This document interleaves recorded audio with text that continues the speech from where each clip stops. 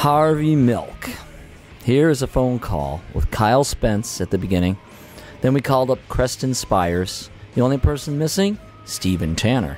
But it's HarveyMilk, one of my favorite bands. Here it is.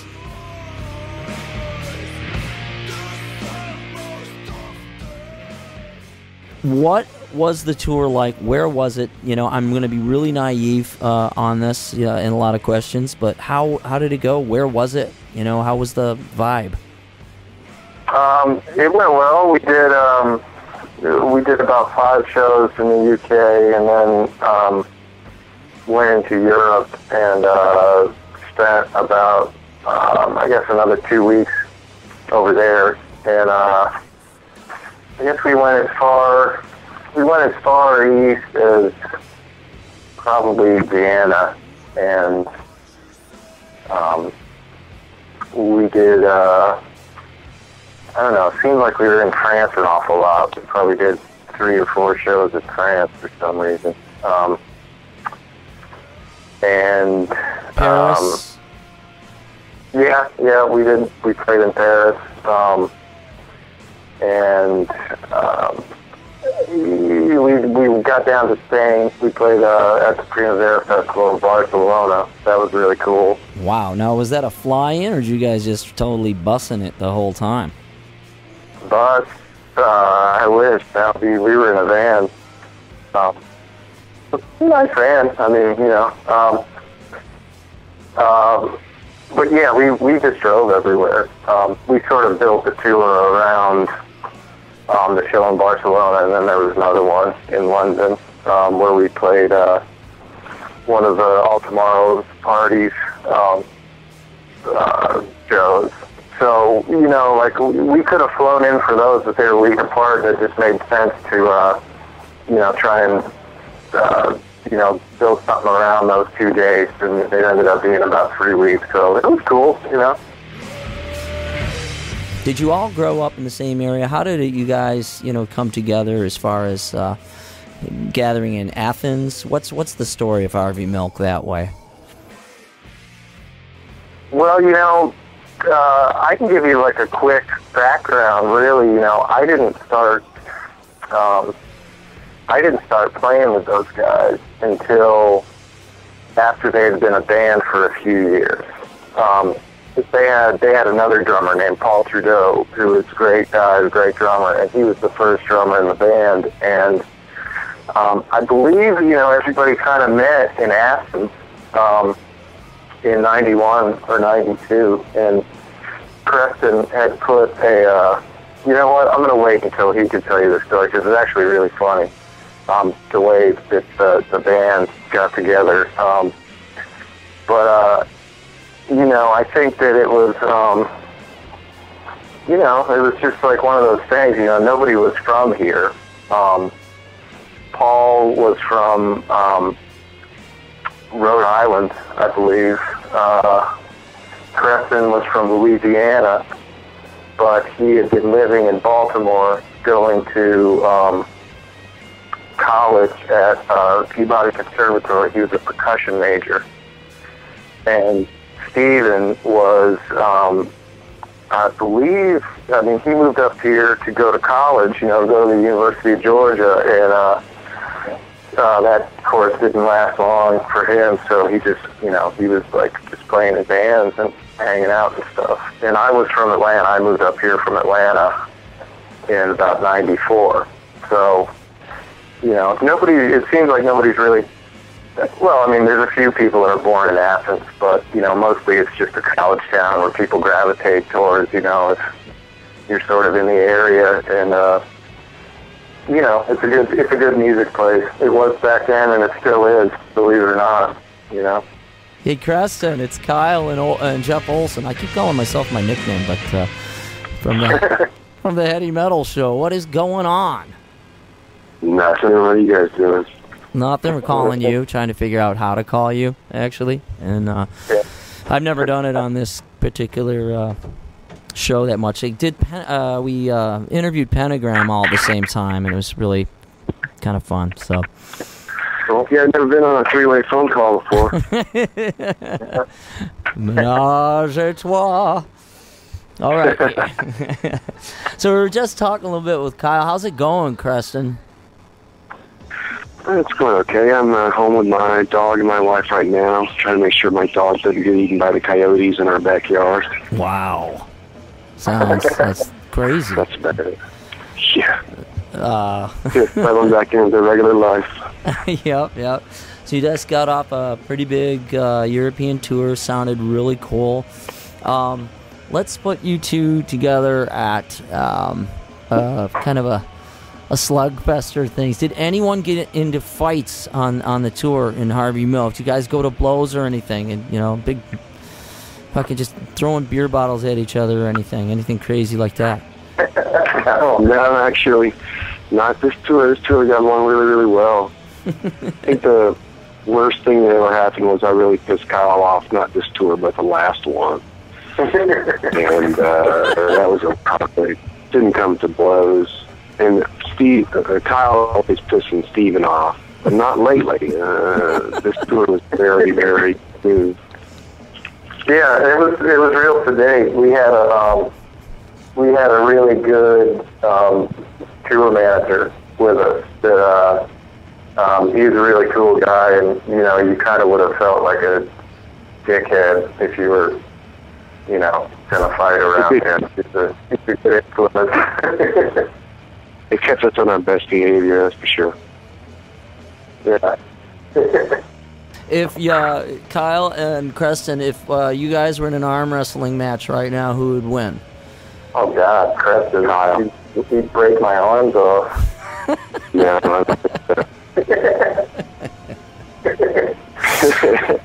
On this tour, did you guys do something radical? Well, of course you would. It's HarveyMilk we're talking about, but or did you just cover pieces from albums, or did you just do the REM April Fool's thing like I've looked at here in Wikipedia that I was blown away by? But any surprises that you did, or you just stick to a tour, or just throw whatever you want to do live?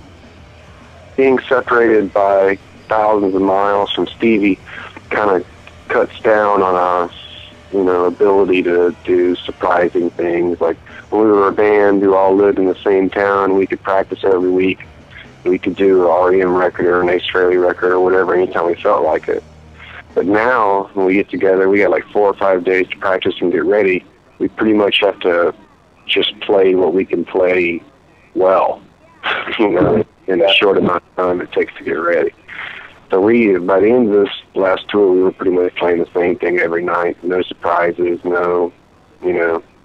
just playing what we could play. Sure. Did you crank out Barn Burner? Barn Burner, man, I love that tune, man. We've never played that one live. That's fucking slamming, man. And I don't know, I forgot what tune. There's a hilarious one. It starts out, "Does everyone like to get high?" So do I. Wonderful Me? Yeah. Yeah, Wonderful Me. We don't know. God, we have so many songs that we could play, but we don't. That's funny. Those are practically those are almost the same song.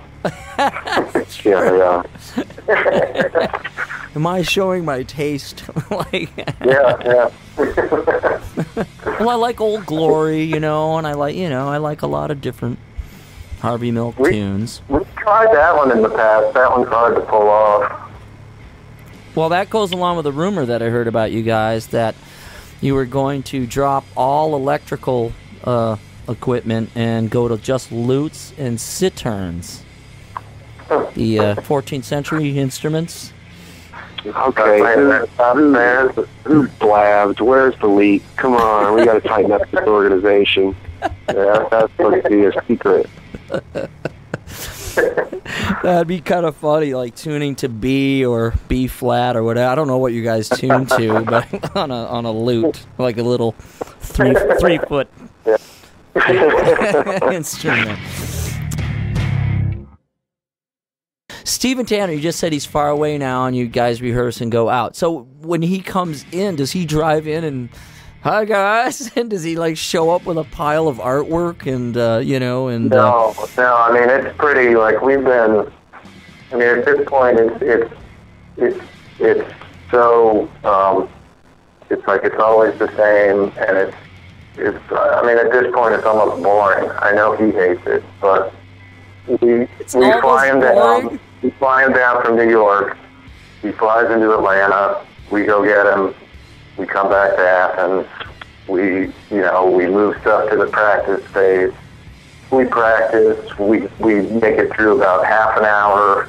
Then Steven's too drunk, so we stop practice. And then, we just do this over and over for like 3 days before a tour, and we learn a bunch of songs that we think we're going to play.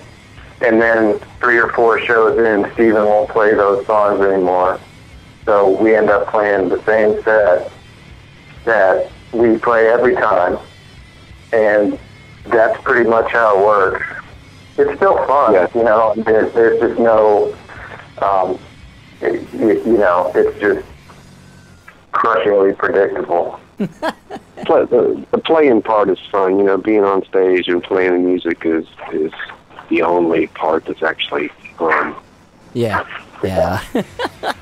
Waiting around at Heathrow isn't fun. Well, yeah, you know how it works. It's just, that's what you get paid for, not the playing. Were the elevators and were the escalators working at Heathrow? This time when you went. Yeah, and we had the trains, like all this shit. You ever switch to terminals there? Yes, it's like going to another country. Yeah. It's like you're going into a different city. It's crazy. We had like just a little bit too much beer with us, so it's like 300 pounds of beer. Yeah, just dumb shit. Awesome.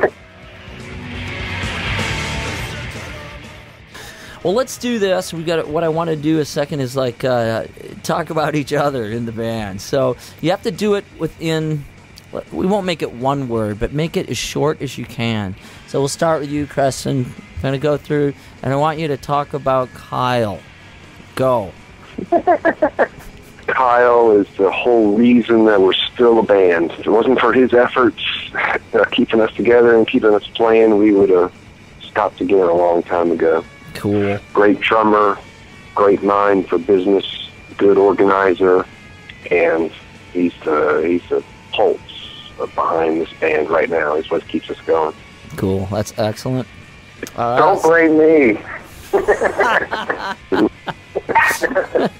I'm not saying that's a good thing. All right, now you got to do it again. You just talked about him a little bit. Let's talk about Steven. Steven is the heart of the band. He's what, he's the one guy who, if he quit, we couldn't continue. Any of us quit right now, we couldn't continue. But yeah, we couldn't do it without Stevie. He's like, he is HarveyMilk, kind of, in my opinion. All right, how about you? Well, I got to talk about myself, so I got to talk about the other guys. How about if I talk about Paul? Okay, it just popped in there. Give us a self-description.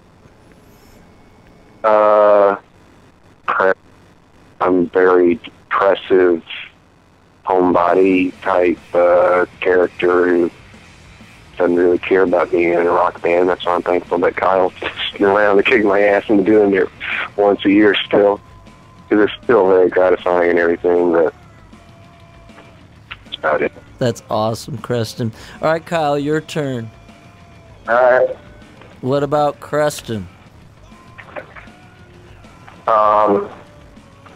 Creston is the closest thing I've ever met to a musical genius, and if I know one that, I know a couple people like him, and he's by far the most original and creative, and it's always been a great joy to play with him, and he's one of the best people I've ever played with. I've learned a million things from playing in a band with him. I wouldn't know, had I not been in a band with him, I don't think I'd know half the stuff about music that I know, just over the, 15 years or however long it's been. And, it's an honor. Powerful, powerful. And then, of course, Steven Tanner. I'd say, basically the same thing that Creston said. It is, it doesn't seem like it, but it is his band. And, not that it doesn't seem like he doesn't necessarily write the songs, and he doesn't, at this point, he participates as little as humanly possible, but it is his band. He is the heart and soul of it, and he's also the funniest person I've ever met in my life. Yeah, I'll say that. Well, I can tell you, I've never met him, never talked to him. I'm just looking at the artwork, and I'm going to have to go into the T-shirts here. Dog, Black Peter, Dio, Portrait, Green E.T., Black E.T., Three Amigos. What do you want to know? But I got to list them first, because people need to buy them all and wear them because they're fucking great. And but my favorite, I don't know, Van Epstein. Van Epstein has got to be the funniest. I don't know. Which one's that? Van Epstein. Oh yeah. Pigs is cool. I definitely think I'm going to get that one. Old Man and Witch. Witch is awesome. Yeah, And Old Man it's not a big seller. It's funny to us, but maybe one of Steven's cooks drew that picture of him, and we thought it was really funny, but I guess nobody else really does, because nobody buys it. I don't think we sold a single one of those T-shirts. The funny thing is how it's almost stick figure, but not, and like his little belly coming through, like the little line of the shirt. Man. And well, is it Portrait that is like The DRI one? the food? Kind of like, yeah. With the fork and the knife? Yeah, fork and a knife. And then who the hell is holding Dio up on a pizza platter? Oh, that's Shaquille O'Neal. It is Shaq. Oh my God, you guys! I awesome stuff. We're talking with HarveyMilk, and we are talking with Creston. Am I saying it right? Creston Spiers and Kyle Spence. Let's get into the albums, kind of discography thing like that, and then we'll get you guys into some apples and oranges and some other first thing that comes to your mind, and put you on Match Game, and then we'll give you a conclusion. And it's the real Match Game with Gene Rayburn. You won't get to hear it till I air it, but we'll throw you in. I kind of do it. I've been doing it for a while. I'm going to actually put you on the winner's circle one, the two of you. Okay. And the reason is you go with Betty White rather than the whole panel. And I think I switched back and forth from like Vinnie Paul from Pantera. I did the King Kong thing. I did that, and I haven't pulled this out for a while, and I did it with the AC/DC guy, and it's just kind of a fun thing. I throw the music on and everything, Match Game. So we'll have you guys on there. But let's go real quick, and let's ping pong. I'm going to go like this. Kyle, what would you say about, is it easy to go through all the sessions? Let's go from, the newest stuff. I had to chuckle at, this must talk about how Steven's sense of humor is too. You were awarded, best album in 2009 with this record, or 2008 was Life, the Best Game in Town record, which I fucking love tons of tunes off this record. That came out in 08, so I guess if we won anything, it would have been then, but that's not the most recent album. Where's my head been in the sand then? What am I missing? What don't I have? What's the new album? We put out one 2 years ago called A Small Turn of Human Kindness. Oh, I have that. A Small Turn from Human Kindness. It must have been out of sync, as I was reading it. Really catching me up on my homework here. It's pretty forgettable. Not your fault.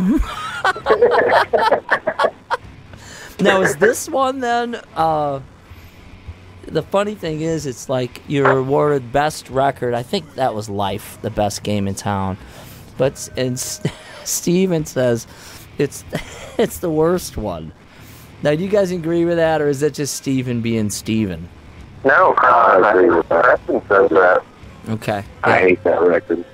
Why would you say that? Like, elaborate on that. And it's then Life, the best game in town. What's caused some of the kind of that?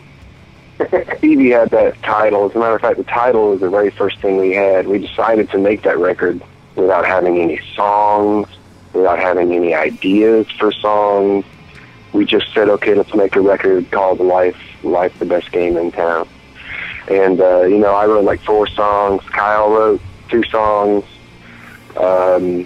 Paul, the old drummer, wrote a couple songs we used on there. Steven brought some riffs in there. And it was just a real kind of Frankenstein type, put together in pieces record. No, I just don't think the tunes hold up. I think it's definitely our worst record. Wow. No, that's, as funny as that is, or, that's another thing about HarveyMilk, you guys. What you can thread out of you dudes is there's no bullshit. There's no bullshit here. Not in the music, not in the lyrics, not in the sound, not in the art. That's awesome to hear that. I don't know, that record is a lot of bullshit in the music and the lyrics. I mean just you saying that about it is what I mean. A small turn from Human Kindness, then, is, what do you think about that? And is that where you're touring from? I mean, when you go, or do you, well, you just told us about your tour prep, so you grab what you can. Yeah, I mean, we were trying to play some of it on the last tour. We always try and play some of it, but Steve always got real depressing. Sure. Well, that leads to a cool question, then. Do you guys like the studio a little more than the road? I do, because it's in my house. So, it's a lot easier than going to England. Yeah. But I don't know, I like recording music, but I like being on. I guess I would say I dislike them both equally. That's cool. That's a total, real answer. Decades. Elaborate on Decades. What kind of feelings do you have there? That's my tune that I brought in for Life, the best game in town, and didn't feel like writing lyrics, so I just stole some Bukowski poem and sang the words to the Bukowski poem over the song. And that's an okay tune. I like that tune. We never play it live because it seems so flat and monotonous. Oh, I know what that can be like. Like, it seems like the groove doesn't, the audience will just stop and stare, but yet it's just a great piece of music. That's just so weird how that studio doesn't sometimes transfer live, but I'd think love to see it live.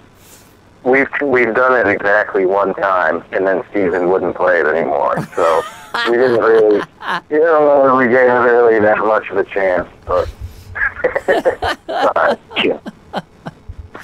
Special Wishes album.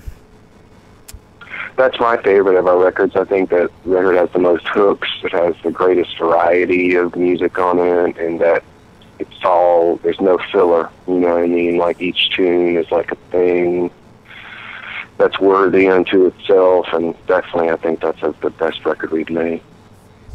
That's excellent, Creston. The Pleaser. Man, somebody burn me. That was a record we made when Kyle first joined the band, just because we got tired, really, of doing slow, long songs. We decided, fuck it, we're going to, make a record like the records we used to listen to growing up. Just tried our best to make a Kiss record and a Who record and a Led Zeppelin record all rolled into one. There's no irony in it. I mean, we weren't making fun of the music in any way. We were just trying our best to do a good job. What about Courtesy and Goodwill? I like this one. This might be my introduction to you guys from a friend saying, you gotta hear this. You gotta hear this stuff. Courtesy and Goodwill Toward Men. Kyle recorded that one with us. Paul was playing drums on it. That's Paul. Yep. Yeah. Paul Trudeau, is that the right pronunciation? Yep. Cool. That's sorry. That wasn't really meant to be a double record. Like, Steven got on the phone with Ale and said, "Hey, can we make a double record instead of a single record?" And he said, "Sure, go ahead." Which I believe in the end turned out to be a bad decision because there's some filler on there and there's some stuff that probably wouldn't have made it on to a record if we didn't have to stretch it to a double record. But it's got some of our best stuff on it too, so. I'll agree with that. As far as best stuff in the record. So you thought, though, as personally, you thought you'd like to isolate the live parts, or even just stuff that fragmented in from that, or is it entirely, you know? I think originally there was only going to be like 4 tunes on the record. The first 2, and the drum solo, and the last one, and maybe Plastic Eggs on top of that. But we ended up putting more stuff on there, and some of it's good. Like, Kyle, what's the name of Pretty Boy with Bosoms?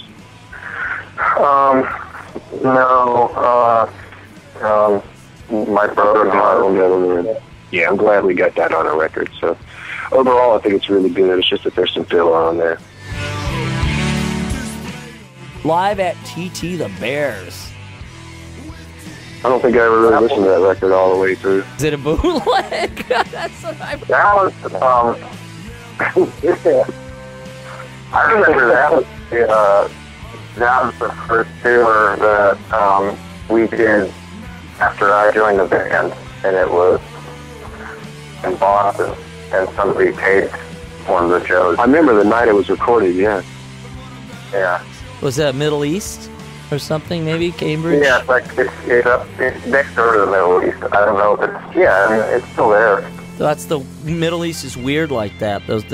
They're like 3 places that you play, almost like, I don't know if when you were in Hamburg, did you play that crazy place 4 flights up, that if there was a fire, you're going to die? You know, they had a big room, a small room. I forgot what that place is called. I think we did like 4 years ago, the first time we went over there. We didn't play Hamburg this time, but I remember that place you're talking about. We looked out the window, and I'm like, if there's a fire, we're dead. Our dressing room was like a toilet and a towel. It was like, and it was behind the stage. We were in the basement or something like that, where it was just like you felt like you were in like the gas showers or something. It was creepy. Yeah, there's a lot of those places.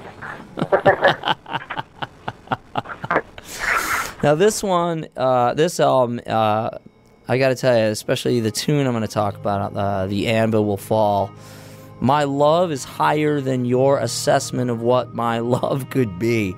And then the Anvil Will Fall, and we go into a complete, orchestral piece, that theme.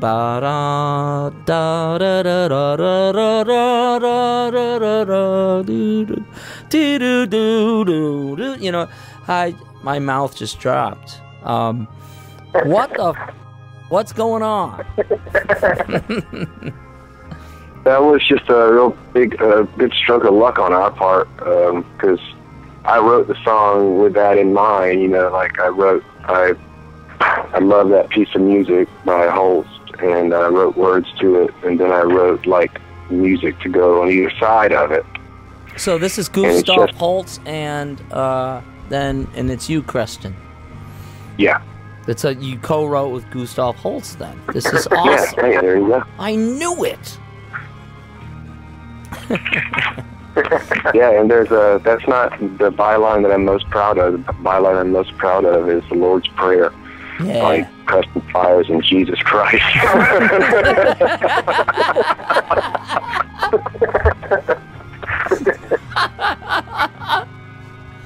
Awesome. Holy shit, that's great.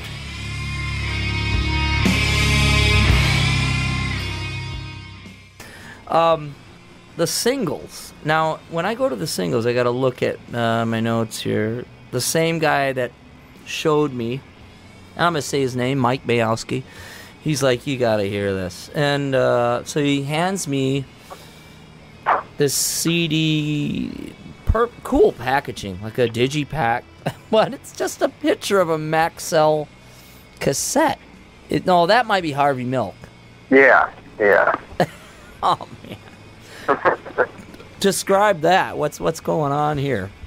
That one? Sketchy story of Chicago or something. My old stomping grounds. Yeah, what that record is literally that cassette pressed on the vinyl. I mean, that's the only copy that any of us had from. When did you guys do that? 94? Yeah, that was the first record we ever recorded that was going to be our debut album. But the guy who was going to put it out never got back in touch with us and never came out. So we just scrapped it. Yeah, they said everything, and he just disappeared. Oh, is this a guy just from Chicago, random? Like, hey, how's it going, guys? Hey, what do you got here? You got a nice setup here. Hey, you mind if I fucking, hey, you guys, you mind if I, drop a mic down or something, or 2 or 3 or 4 after this? This guy was from, North Carolina. Yeah. Oh, it's North Carolina. Yeah. Hey, how's it going, boys? What you got going? I really like the sound of this band. Really good. Hey, can I sit a couple mics down here or something like that? 1 or 2, maybe 3 or 4? Yeah, we were label mates with the Black Eyed Peas was on his label at that time. Oh, so that's what he had. What the fuck he was thinking, of course. That answers that question. Well, then we're into the singles and the Kelly sessions. We'll just sum it up. I love the singles. It's just like it sounds, a collection of all the 45s that we did for different labels around the country, and it really holds up. I really like the way that record sounds. The Kelly sessions was never meant to see the light of day, and I wish it had not. It's crap. It's poorly performed, badly mixed, and ill-conceived. That record has no business being out. When you say that, then it's for fans, like their rare collections, so they can maybe... Yeah, if you're really interested in hearing really poor quality versions of songs that you've grown to love, then go buy the Kelly. That is fucking flawless. Yeah. Flawless. Yeah, so somebody, if they like that, they probably have already heard it anyway, so... Cool.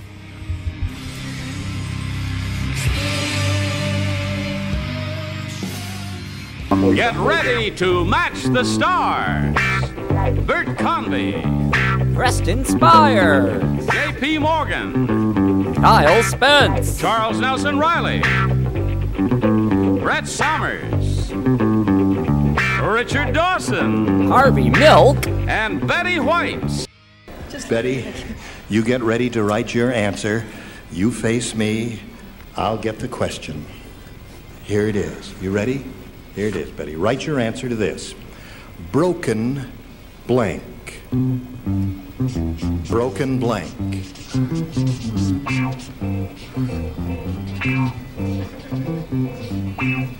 All right. Betty White has finished writing her answer to that. Now you think about it and give us your response. Broken blank.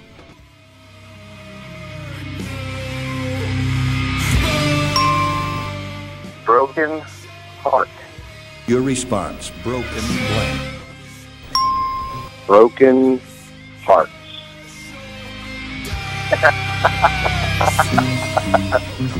Broken blank.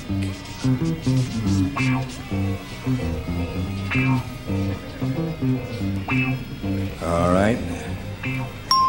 Betty White has finished writing her answer to that. Now you think about it and give us your response. Broken blank. Betty White, for $5,000, may we see your response? I've got a broken heart.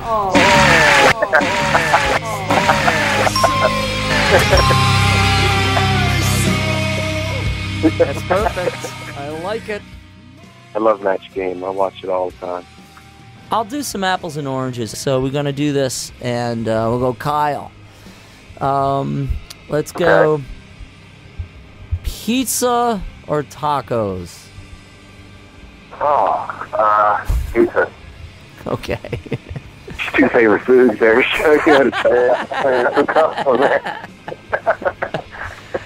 Creston, beer or wine? Beer. All right. Creston again. Arthur Brown or Alice Cooper? Alice Cooper. Wow. Kyle. Yep. Ronnie James Dio or Ozzy? Ozzy. Thank you, Kyle. I'm making them up. I usually have them written down. So I'm umming a lot of ums here. Either that or I'm meditating. I'm meditating right now with two guys from HarveyMilk.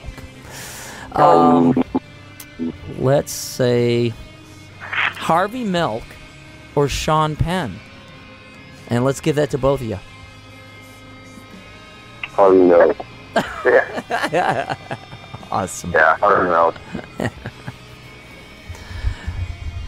Lastly, what could this be? What would be the ultimate thing? Art or music? Which is an odd thing.